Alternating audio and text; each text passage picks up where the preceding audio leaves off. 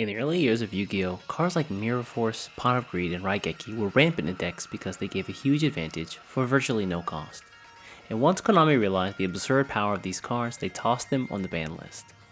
Granted, while some of these have been peeled back recently, Yu-Gi-Oh! Is a game that has about 20 years of legacy and power creep behind it, where it seems appropriate to actually give players access to these kinds of cards again. I want to switch gears and do a quick thought experiment. I promise I'll come back and tie this all together. So let's try and solve the question, how much or how many resources is it worth to make the last hit to win the game in Digimon? Considering that you win on the turn that you use all these resources. Is a 4 cost Blitz Omni worth it? 4 costs, not that bad. What about a 9 cost Final Crossblade, assuming you have a Shoutmon X7 Superior mode on the board? Well, when you put it that way, I guess even giving 9 memory isn't so bad. I guess there really isn't any amount of memory that is technically okay to not give up if you're going to win the game. Let's take that a step further. What if there was a hypothetical card that forced you to lose all of your security? Well, technically, if you win the game, it doesn't matter how many security you have as long as you're alive, right? Thinking about this, the answer is truly any amount. As much as you can spend, no matter what in-game resources you have to use, it is worth it to close out and win the game. Now, the difference between Yu-Gi-Oh! And Digimon is where Yu-Gi-Oh! Doesn't tie its cards to some resource to play them.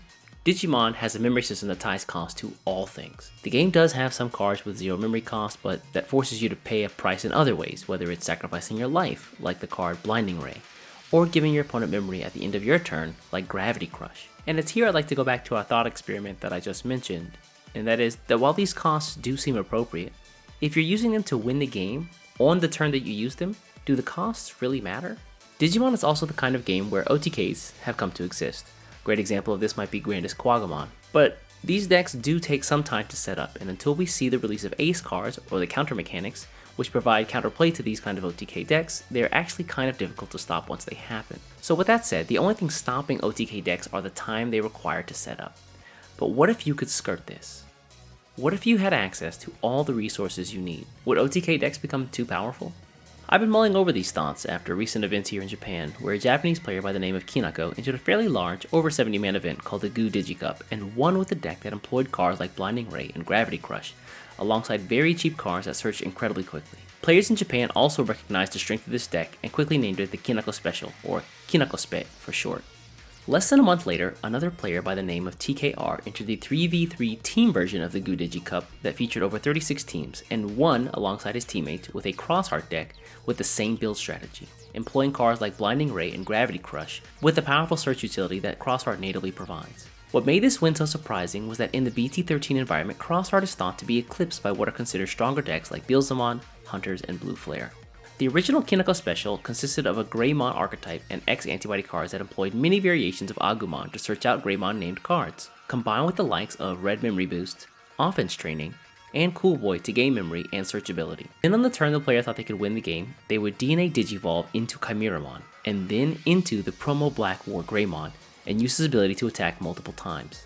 But let's back up for a moment though and talk about the Chimeramon for a second. The Chimeramon DNA Digivolve here is important because it allows the user to do 3 things. Number 1, Digivolve to a level 5 for free. Number 2, attack the turn it's played. Whether the source cards were played this turn or not, DNA Digivolve has a special rule that allows Digimon to attack immediately, skirting the rule that prevents Digimon from normally not being able to attack the turn they're played.